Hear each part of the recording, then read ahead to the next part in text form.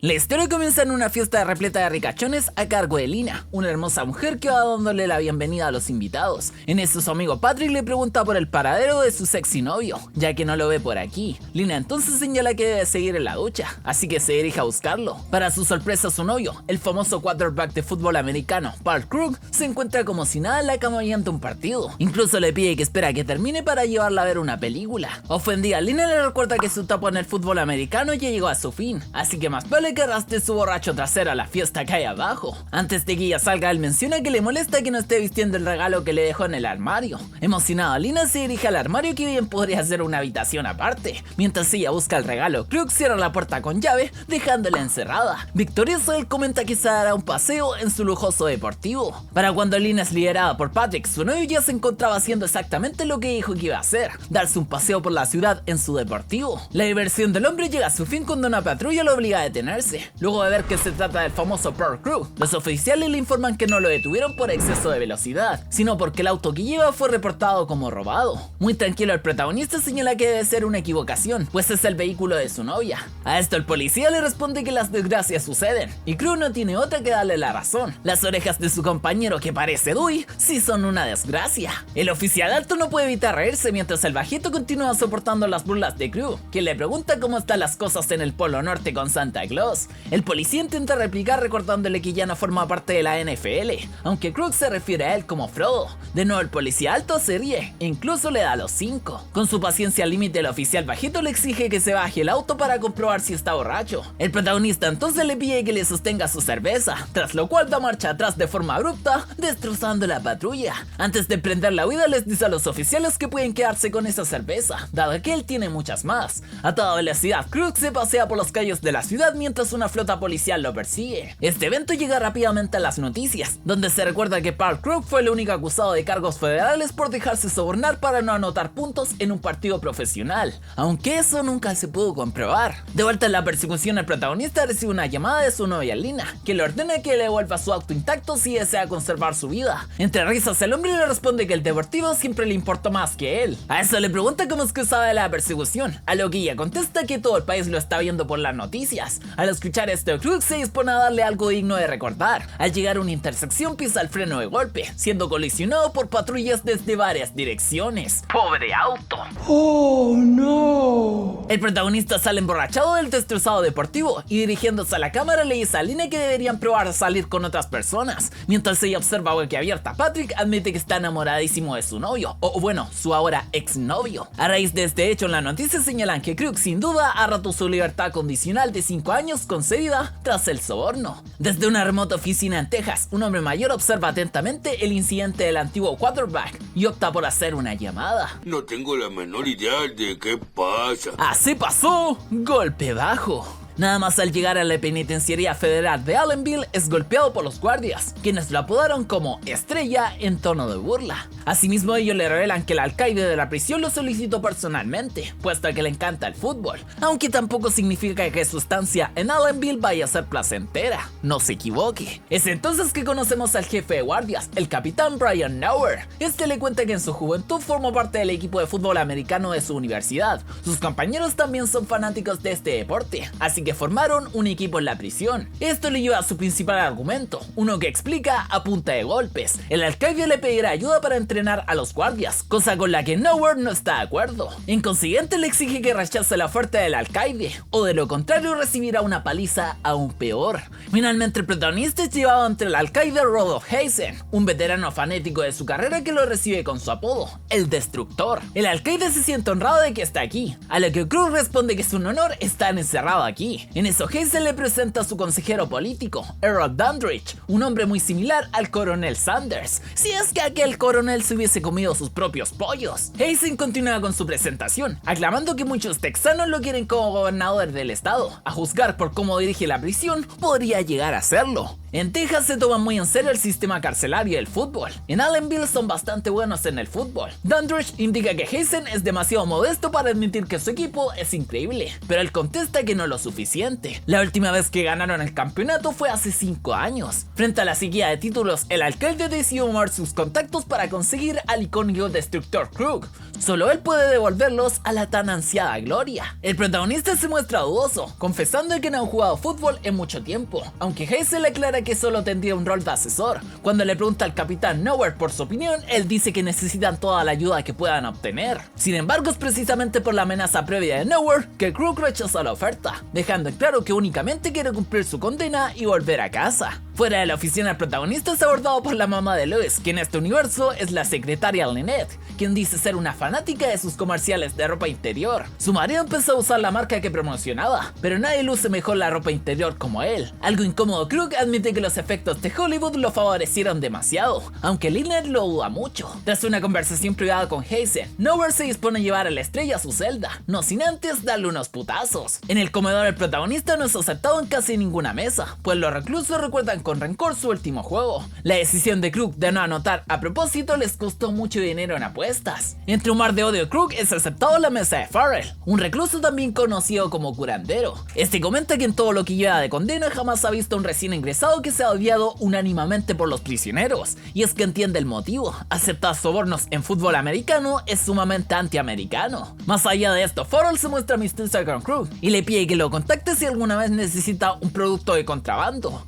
desde medicamentos hasta sustancias que pues no son permitidas y pasando por hamburguesas de McDonald's. De hecho, ese es el trabajo particular de Hamburguesas Eddie, un prisionero que provee a los demás de comida rápida. Llega el mercado de Farrell, es tan variado. Krug le pregunta si puede conseguirle el amor de una hermosa mujer. El traficante le contesta que sí, aunque debe bajar sus estándares de belleza y feminidad. Las únicas mujeres aquí son los hombres haciendo de mujeres. Y sí, al echarle un vistazo al protagonista prefiere volver a las hamburguesas, pero Farrell le asegura que en unos meses las verá todas preciosas y bellísimas. Dicho esto, el curandero le deja en claro que para sobrevivir a Allenville tiene que formar una reputación, no puede ser el perrito faldero de nadie, y vaya si intentarán convertirlo en uno. Krug se toma demasiado literal este consejo, pues toma la bandeja de líder de una pandilla y la tira al suelo, desatando una cruenta pelea. Entonces un guardia corpulento llamado Dunham lanza una granada de disparo al comedor, obligando a los reclusos a cubrirse. A la llegada del capitán Nowhere, este intenta castigar al principal culpable, la superestrella Krug, aunque él tiene su porra. Su muestra de valentía le vale un tremendo putazo que lo duerme de inmediato. Al despertar se encuentra en la caja, un cubículo a las afueras donde los reclusos más problemáticos son expuestos al incandescente sol de Texas. Tampoco prueba comida, dada la que le dan está descompuesta. Tras una semana en este infierno, Krug acepta la oferta del alcaide con tal de terminar el castigo. Al ver el equipo de guardias, el protagonista cree que tienen todo lo necesario para triunfar, pero Hazen señala que no lo respetan lo suficiente, así que no toman en cuenta sus consejos. Como el antiguo profesional que es, Krug señala que a este equipo le vendría bien enfrentarse a unos de menor nivel como pretemporada. Al alcaide le parece una gran idea, tanto así que le asigna la tarea de armar este equipo por su cuenta. De nuevo, el protagonista comenta que solo quiere cumplir su condena de 3 años, aunque el alcaide le aclaran que eran 3 años antes de atacar a Nowhere. Podría estar en Allenville mucho más tiempo, a menos que haga un equipo capaz de enfrentar a los guardias. ¡Maldita sea! Krug acepta regañadientos con la condición de que le quiten a Nowhere de encima. Hazen accede, dándole 4 semanas para formar y entrenar a sus jugadores, lo que implica cierta libertad dentro de los muros de la prisión. Más tarde, los prisioneros se topan con un anuncio de prueba de fútbol. Si bien Farrell trata de entusiasmar a sus colegas para participar, un prisionero llamado Deacon hace añicos el anuncio, recordándoles que Krug vendió a su propio equipo. Es un hijo de su madre. La verdad, las cosas como son. A raíz de esto, los reclusos más vagos y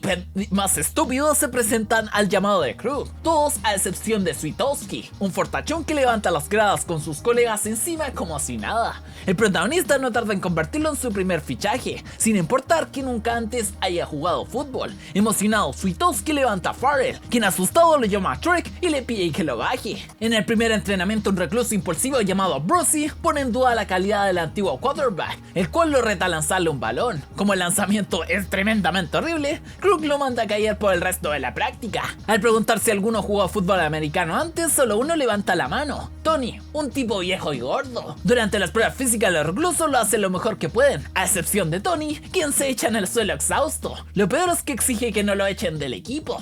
En el entrenamiento con neumáticos, Brucey se cae de forma torpe, así que Krug se dispone a darle una nota baja, pero como el recluso lo mira con cara de loco, él decide subir la nota. Luego con las pruebas de fuerza, Sitowski acaba destrozando el saco de boxeo. Apenado le pide perdón al entrenador, aunque él le da un 10. Complacido, el gigante vuelve a alzar al pobre curandero como un juguete. Finalmente llega la hora del primer partido, o por lo menos la simulación de uno. En cuanto escuchan el silbato inicial, los reclusos empiezan a darse putazos entre todos, aún siendo del mismo equipo. ¡Oh, qué montón de idiotas! Tras una jornada decepcionante, el protagonista es abordado por Unger, un aspirante a poeta que estuvo viendo las prácticas. Pese a que fueron un tremendo desastre, Unger dice que los jugadores están listos, aclamando que la sangre de los guardias fluirá como los ríos de la antigua Babilonia. Por eso nadie se sienta con nosotros en el recreo. De vuelta con Farrell, o el curandero, Krug se lamenta de quedar en un espectáculo lamentable contra los guardias. Justo en ese momento una figura aparece en el horizonte, Ned Scarborough, un prisionero veterano que se ofrece a ser el entrenador. Al escuchar su nombre, Krug lo recuerda como el ganador del trofeo Heisman en Oklahoma, un título concedido al mejor jugador de la liga universitaria. Hace mucho de eso, e incluso se esparció el rumor de que había muerto, pero Scarborough siempre estuvo en Allenville, esperando la oportunidad para vengarse de los guardias. Por otro lado, mientras Heisen prepara el juego entre guardias y reclusos, su secretaria contempla babiada una publicidad de ropa interior de Krug.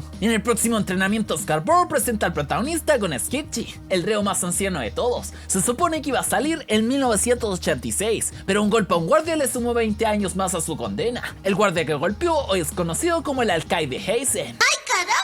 Con ayuda de Skitchy, quien conoce a Allenville como la palma de su mano, Krug y los suyos acceden a la base de datos de la prisión. Así es como descubren que Heisen, el alcaide, tiene un sistema de calificación para los reos según su peligrosidad, que va de 1 estrella a 5. Cuando Farrell o el curandero pregunta por su calificación, se revela que no lleva ni una estrella completa. Aprovechándose de este sistema, Krug y Scarborough buscan a los prisioneros más aptos para su equipo, es decir, los más peligrosos. Tras la selección, el protagonista se dirige al pabellón más aislado, donde envían a lo peor de lo peor. Tenemos por ejemplo a Thorley, un gigante de más de 2 metros que golpea su cabeza contra la pared. Definitivamente sería demasiado brutal para el equipo. Luego Krug y Scarborough prueban suerte con Torres, un mexicano al que le gustan los reality shows, pero no se confundan, es más peligroso de lo que parece. Al escuchar la oferta de los jugadores, él contesta que no está interesado y prefiere seguir viendo su programa. Sin embargo, cuando el guardia Cherry apaga su televisor antes de lo previsto, Torres accede a formar parte del equipo con tal de vengarse de Cherry.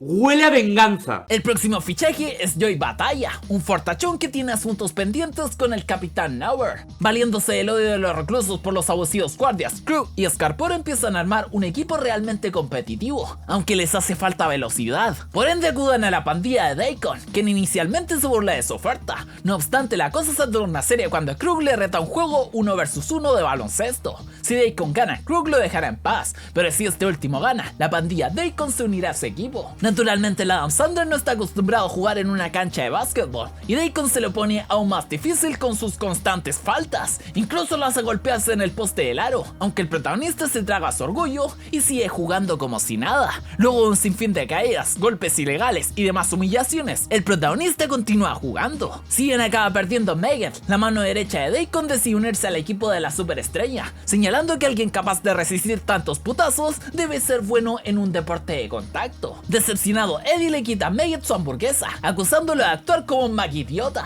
Pese a esto, Daikon le permite a Megan jugar con los blanquitos si es lo que quiere. Ante esto, Farrell admite que no le dieron la barra de chocolate entera, pero sí por lo menos una Feastables, es decir, una victoria es una victoria. Así, en su primer entrenamiento, Megan demuestra lo veloz y ágil que puede ser, sorprendiendo a Scarborough. Al final, los zapatos de Megan quedan hechos pedazos, por lo que Farrell se ofrece a conseguirle unos nuevos, aprovechando que tiene un primo en Reebok. Sin embargo, Megan dice que nunca tuvo zapatos en su infancia, así que podría arreglárselas. Impresionado, el curandero señala que tiene pies de esclavo. ¿Ves? Eso es racista. Tengo razón, pero tienes razón.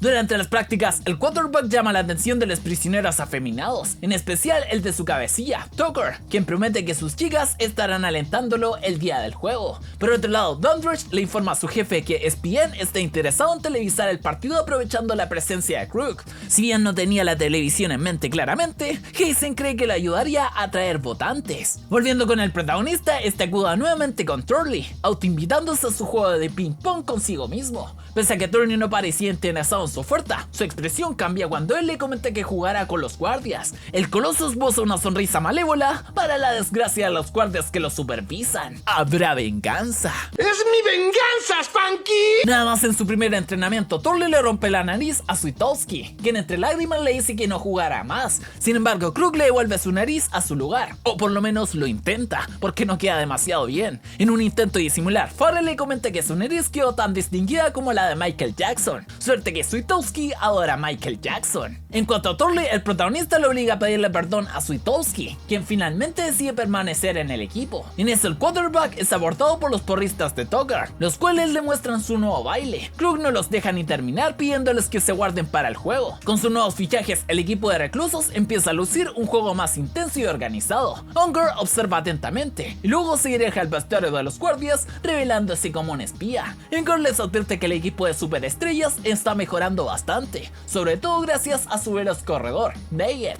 Durante su labor en la biblioteca, Meggett es acorralado por dos guardias que lo insultan de manera racista y tiran libros a propósito. Igualmente, el recluso mantiene la compostura por el bien del equipo. Cuando los guardias se retiran, alguien se acerca a echarle una mano con los libros. Se trata de Deacon, quien ahora entiende que realmente quiere jugar fútbol. Justo cuando Krug reconoce que Megan no puede correr para siempre, Deacon y los suyos aparecen dispuestos a unirse a su equipo. Todos celebran a excepción de Brucey, quien lamenta que ya no podrá jugar por lo malo que es. Ahora sí será reemplazado. Con los pandilleros de Deacon entre sus filas, la calidad del equipo mejora enormemente, además de que añaden mucha profundidad en los banquillos. En una práctica, Eddie derriba a un rival y le deja una hamburguesa como cortesía. Luego de marcar, los pandilleros bailan breakdance, animando a los tres fortachones del equipo a bailar también. Y por supuesto que los porristas no se quedan atrás. Parece que todo va de maravilla para los reos, pero el cuerpo técnico señalan que hay un último problema al que ocuparse: el chismoso de Unger. Eventualmente, Krug se le permite acompañar a Heizen a un campo de golf lejos de la prisión. El quarterback aprovecha la ocasión para pedirle que retire a Unger. El protagonista regresa a la prisión sin una respuesta, encontrando el patio completamente empapado de agua. No cayó ni una gota de lluvia tampoco. Fueron los guardias que dejaron sin querer queriendo la llave abierta. A 3 días del partido no pueden permitir perder un día de entrenamiento, por lo que el protagonista arenga a sus jugadores aclamando que obtendrá la victoria cueste lo que cueste. Motivados, los prisioneros se lanzan hacia el campo embarado junto a su capitán. Esta vez no solo practican fútbol, sino que se divierten haciéndolo. Mientras observan a Scarborough, advierte que Heizen querrá jugarle sucio incluso en el día del partido. Farrell entonces recuerda que son convictos, deberían actuar como tal. Esa noche Scarborough y Derko se cuelan en la habitación de archivos de la cárcel, descubriendo las fracturas de sus rivales. Al otro día, el curandero recibe un pastel de cumpleaños en cuyo interior se esconden unos zapatos de Reebok recién salidos del horno. Por fin, Meggett tiene unos zapatos como Dios manda, mientras que Swiatowski disfruta de un delicioso pastel. Luego de esto vemos a un guardia consumiendo asteroides en el vestuario. Esa misma noche, Joy, Swiatowski y Turley interrumpen en el vestuario, cambiando las pastillas de asteroides por estrógenos. Guardias y reos entrenan a la par, con Scarborough señalándole a los suyos cómo derribar. Puede incluso con los más grandes, pero a Turley ni lo mueve. El curandero por su parte le pregunta a los jugadores a quienes aplastarán. Ellos responden que a los guardias, a quienes matarán, a los guardias, a quienes besarán. Brucey es el único que responde. ¿Caíste? Caída la noche, el curandero invita a su vecino Krug a revisar su inodoro. Ahí se topa con un agradable regalo, una botella de licor. En eso, Farrell le muestra una foto de su madre, señalando que ella es una gran admiradora de su carrera. Por ende, le pide que nos haga la estrellita de Hollywood cuando salga de prisión. Como día, el protagonista brinda por Farrell, el primer amigo que ha tenido mucho tiempo. Desde su celda, Swiatowski escucha esto y pregunta si él no era el primer amigo de Krug. Luego de decirle que también lo considera su amigo, el protagonista le invita a terminar su librito de dibujos. Volviendo a su conversación con Farrell, este le pregunta si tiene muchas mujeres atractivas esperándola afuera. Si bien Krug afirma lo contrario, a Farrell le resulta difícil de creer teniendo en cuenta que O.J. Simpson se supone pues hizo la asesinación a su mujer y aún así tenía muchas fanáticas. Antes de dormir, Farrell le hace una última pregunta: ¿por qué se dejó sobornar? Todos los prisioneros escuchan atentamente la respuesta del quarterback, quien dice que es inocente según los periódicos, aunque su mirada dice otra cosa. Al día día siguiente, Groove obtiene videos de las temporadas anteriores del equipo de guardias gracias a Lynette.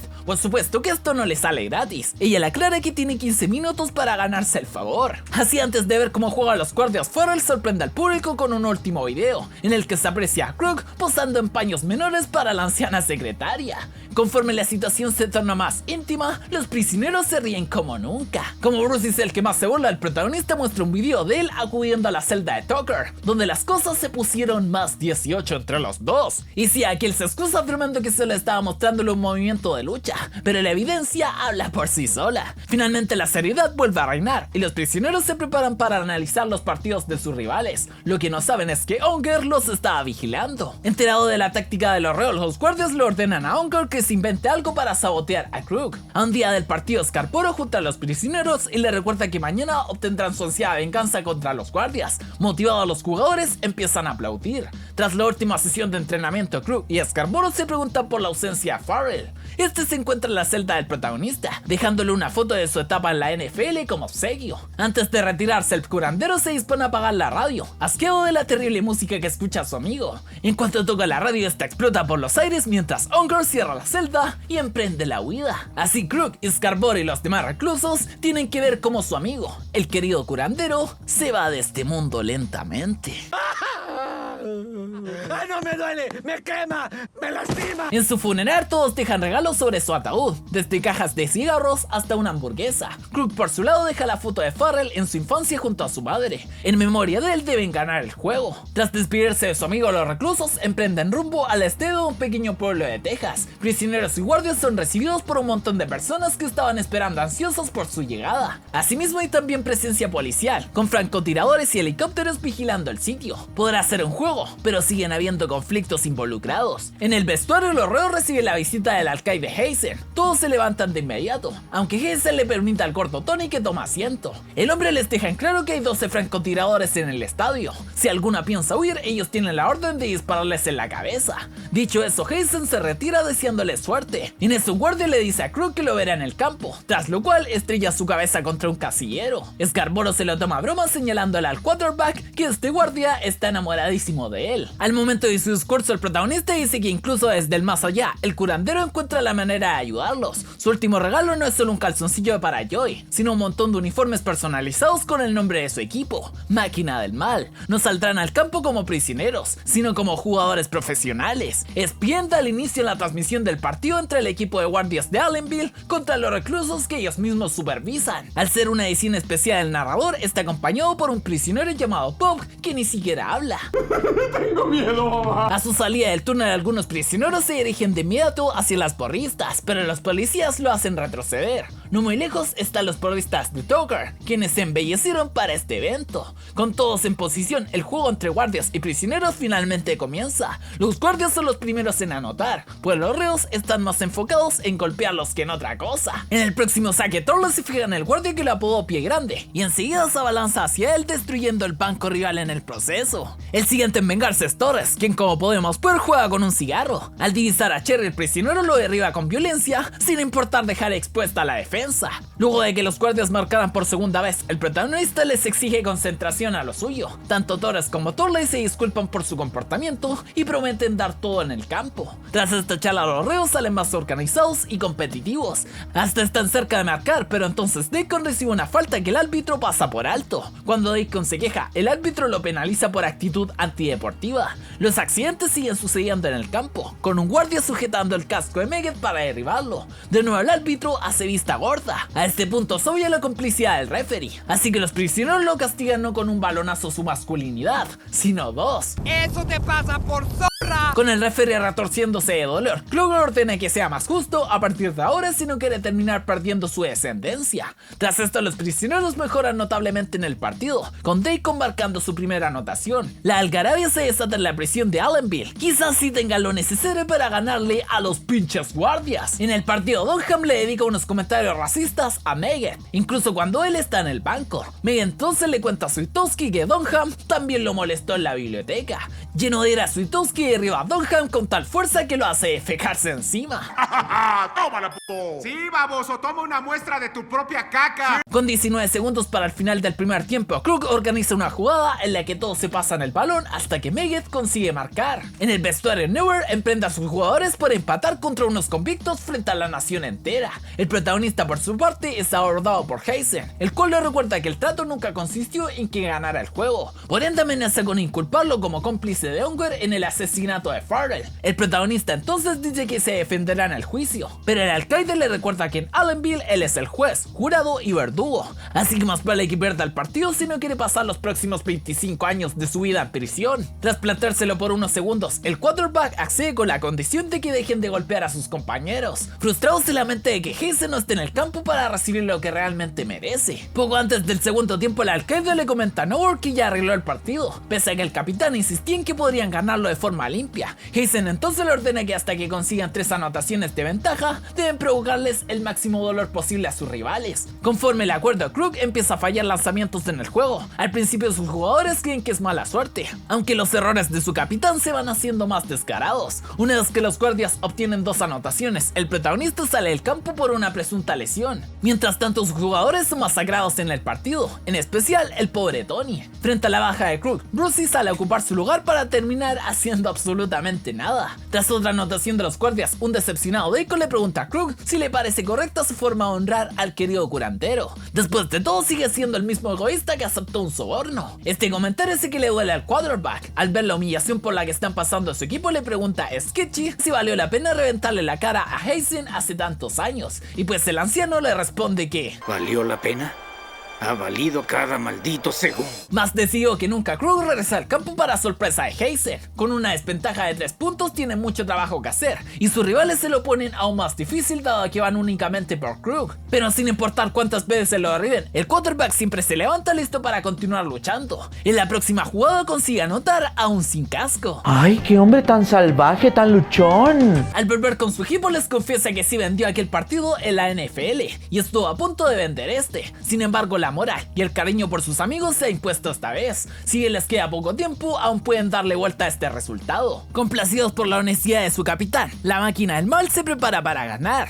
En esto Tolle le comenta que como dijo la verdad, ya no tendrá que apuñalarlo. Con un esfuerzo legendario, los prisioneros poco a poco van superando a sus rivales, a la vez que se ganan al público. Parte de eso se le deben a los porristas de Tucker, quienes atraen la mirada a unos cuantos maridos curiosos. En medio del partido, Scarborough decide enviar a Brucey a patear el balón. Es un terrible pateador, pero precisamente es lo que buscan para crear una situación favorable. Desde las gradas, Dandridge observa entretenido el juego, todo lo contrario al alcaide Heizen, quien le quita un pompón y lo destroza sin piedad. Justo antes de anotar, Megadeth es derribado brutalmente y su rodilla queda hecha polvo. Como no tienen otro corredor, Scarborough toma una decisión arriesgada, él mismo entrará a jugar. Desde las gradas, un prisionero alienta a los suyos, pidiéndoles un último esfuerzo para ganar. Y si aquel prisionero es el mismísimo Rob Schneider. Al ingreso de Scarborough, Krug le advierte que lo matarán en el juego, a lo que él responde que llevan años tratando de hacerlo en la vida real. Él está más que preparado, y no tarda en demostrarlo en el campo, consiguiendo una milagrosa anotación que supone el empate para la máquina del mal. Todos celebran este punto, incluyendo al cerebro que ya se ha hecho amigo del narrador. Con el punto ganador en juego, los reclusos se preguntan qué haría el curandero. Con esto en mente, Scarborough plantea una jugada que podría funcionar. Sin embargo, Krug se rehúsa a llevarla a cabo, e incluso posiciona a sus compañeros de la manera en que él quiere. Justo cuando todos creían que se había roto la cohesión entre los prisioneros, estos empiezan a jugar con su capitán lejos, revelando que fue un truco para tomar por sorpresa a los guardias. Es algo que haría Farrell. El protagonista hacia adelante recibe el balón casi en soledad. El único que se interpone entre él y la victoria es Nowhere. Luego de un brutal choque, el quarterback logra marcar el punto ganador, desatando la alegría en el estadio y la prisión. Emocionado, el prisionero Robert Schneider grita que esta noche habrá un abrazo grupal en las duchas. O no, teniendo en cuenta la reacción de sus compañeros. Y no fue nada gay. Primero sáquense eso de la cabeza. En la celebración, Bob le comenta al narrador que los criminales también son personas. Dicho eso, le ordena que le entregue su billetera, aunque solamente era una broma. Sorprendentemente, el capitán Nowhere los felicita a Krug, admitiendo que es un partido increíble. Además, sabe de sobra que no tuvo nada que ver con el asesinato de Farrell, así que promete respaldarlo en prisión. Heizen, por su parte, reprende a Nowhere por perder un partido que estaba arreglado. En medio de su rabieta, ve ve a Krug caminando hacia la salida del estadio. Se está escapando. Enseguida el alcaide le ordena a un guardia que le dispare, aunque él no se atreve a hacerlo por la presencia de civiles. Heisen entonces le asigna esta tarea a Nowhere, quien primero le grita al protagonista que se detenga. Como él no parece escucharlo, el capitán no tiene otra que apuntarle con el rifle, listo para derribarlo de forma definitiva. Scarborough se percata de esto, aunque no hay nada que pueda hacer. Cuando estaba nada de apretar el gatillo, Nowhere opta por bajar el arma, momento en el que Krug recoge un balón del suelo y da la media vuelta. Nunca quiso escapar. Nowhere le devuelve el rifle al alcaide, dejando en claro que el ganador tiene derecho a llevarse el balón del partido. Pero el protagonista no se lo queda, sino que se lo regala a Heisen para que él lo incluya en su vitrina de trofeos comprados. Hecho eso, Krug se une a Scarborough. Juntos empiezan a planificar qué harán en su regreso a Allenville. Mientras el alcaide observa molesto, Joey y Deiko lo bañan en Gatorade. Furioso, el hombre grita que los mandará a la caja por una semana, a lo que ellos responden: ¿a quién le importa? ¡No puedes matarme! ¡Soy como una cucaracha! ¡No me muero, me multiplico! ¡Tengo a Dios de mi lado! ¿Lo oyes, perra? Y nada más, amigos, ese ha sido todo el resumen de esta nueva historia de Adam Sandler, y pues de una película de comedia que pues tenemos bastante aquí en el canal, así que te estaré dejando una lista de reproducciones de este tipo de películas. Y pues si quieres alguna entrega en donde la prisión sea una parte principal y que tengamos al querido Jim Carrey como protagonista, te estaré dejando este otro video que está bastante bueno. Y pues por ahora, si este video te ha gustado, deja tu grandísimo like, coméntame alguna sugerencia para próximos videos, y como siempre te dejo invitado a que te suscribas activando la campanita y así recibir nuevos videos a cada rato. Y ahora sí, sin nada más que decir, hasta pronto, bye.